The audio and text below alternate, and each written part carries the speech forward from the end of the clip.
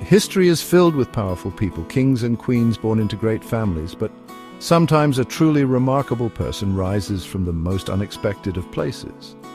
This is the story of Theodora, a woman who began her life with nothing. She was born around the year 500 AD, not in a palace, but in the bustling, noisy world of the circus. Her father, Acacius, was a bear-keeper for the Hippodrome in Constantinople. He worked for the Green faction, one of the city's chariot racing teams. Her mother was an actress and a dancer, a profession that offered little respect and even less money. Theodora's world was not one of comfort, it was a world of survival. From her very first days, Theodora knew hardship. She lived in the shadows of the great city, a place of incredible wealth and deep poverty. When she was just a little girl, her father died suddenly. This was a disaster for the family. Her mother was left alone with 3 young daughters and no way to support them. In a desperate attempt to keep her husband's job, she presented her children to the Green faction, begging them for help. The crowd saw the girls, tiny and clad in garlands, but the Greens turned them away. It was the rival Blue faction that took pity on them, offering them a position. This early lesson in loyalty and betrayal would stay with Theodora for her entire life. To survive, Theodora had to work. She and her sisters, Comito and Anastasia, were pushed onto the stage. At first, she was just a little helper to her older sister, Comito, who was a talented actress. Theodora would follow her on stage, a small figure in a world of loud crowds and bright lights. She learned to perform, to dance, and to act in comedies and mimes. These were not serious plays. They were often rude and designed to make coarse men laugh. It was a difficult and dangerous environment for a young girl, a place where she had to grow up very fast. She had no choice. It was either perform or starve. Even in this tough world, Theodora showed a spark of something different. She was clever and had a sharp wit that people noticed. She learned how to read people, how to understand their desires and their weaknesses. The stage was her first school, and the audience was her first teacher. She developed a strength of character that was forged in the fires of poverty and public scrutiny. She was not just a performer, she was a survivor. This intelligence and determination were the tools she would use to build a future that no one, least of all the people who looked down on her, could ever have imagined. As Theodora grew into a young woman, her life as an actress took her far beyond the walls of Constantinople. She joined a traveling troupe journeying across the vast Eastern Roman Empire.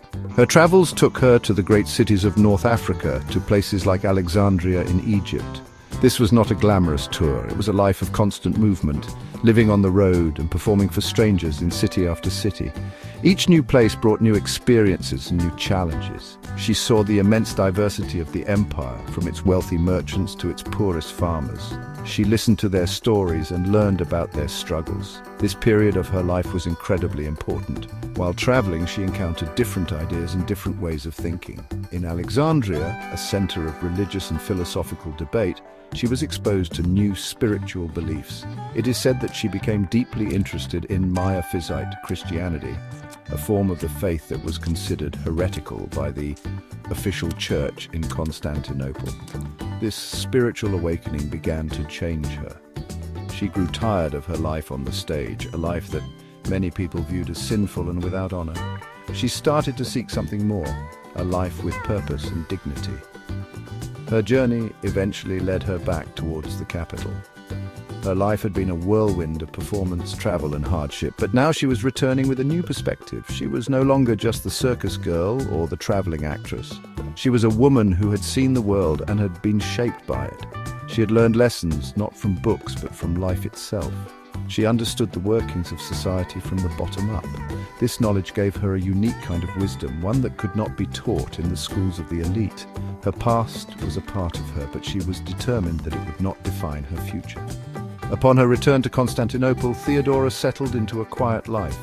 She took up a modest trade as a wool spinner, living in a small house near the Grand Palace. It was a world away from the noise of the circus and the chaos of the stage. She had transformed herself. It was in this new, more respectable life that her destiny would find her. The city was ruled by Emperor Justin, but the real power was his nephew, Justinian.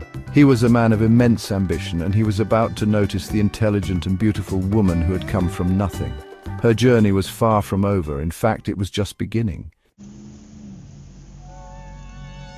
Justinian was the heir to the most powerful empire in the world. He was a serious, hard-working man dedicated to restoring Rome's former glory. One day he saw Theodora. He was completely captivated.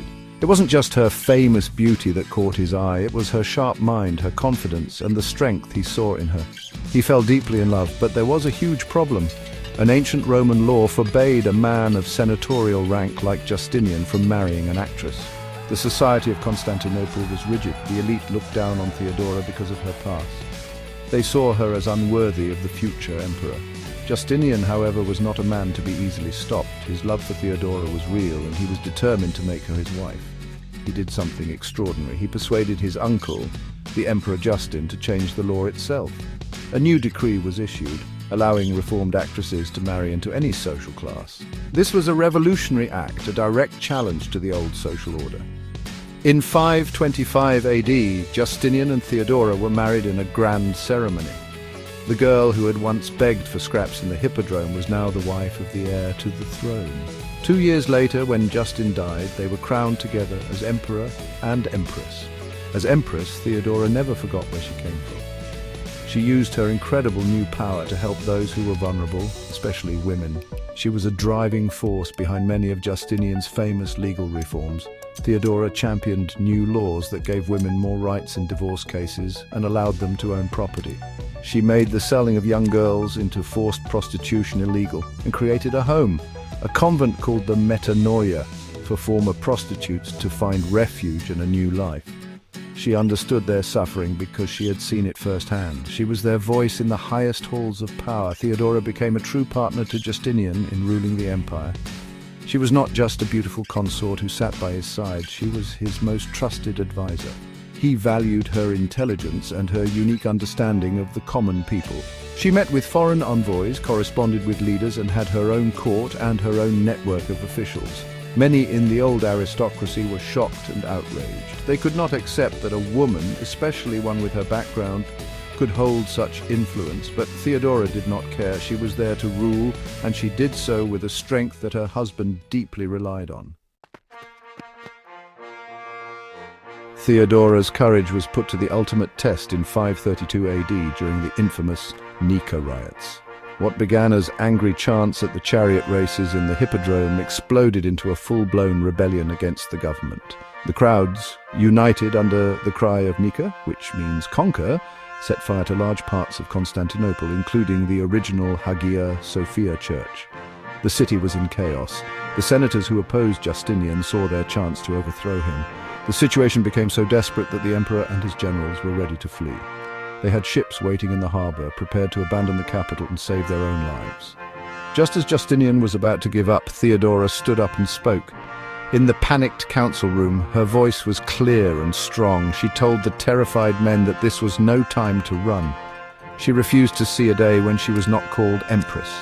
She famously declared that the royal purple robe made a fine burial shroud. Her speech was electrifying. She reminded them that it was better to die as a ruler than to live as a fugitive. Her words shamed the men and filled them with a renewed sense of courage. She argued that they should stay and fight for their empire. Inspired by Theodora's incredible bravery, Justinian changed his mind. He ordered his loyal generals, Belisarius and Mundus, to take action. They gathered the troops and launched a brutal but effective counterattack. The riots were crushed, and Justinian's throne was saved. Without Theodora's intervention, the history of the Byzantine Empire would have been very different. She had not just saved her husband, she had saved their entire reign. This moment proved to everyone that her power was not just a title. It came from an inner strength and a will of iron that had been forged through a lifetime of struggle. Theodora ruled alongside Justinian for more than 20 years, leaving a legacy that would last for centuries. She was a complex and powerful figure, a champion for the poor and a ruthless political operator. She showed the world that a person's worth is not determined by their birth, but by their character and their will. From the dirt floor of the circus to the marble halls of the great palace, Her journey was a testament to human resilience. Theodora proved that a queen could be made not by bloodline, but by courage, intelligence, and an unbreakable spirit that refused to surrender even when all seemed lost.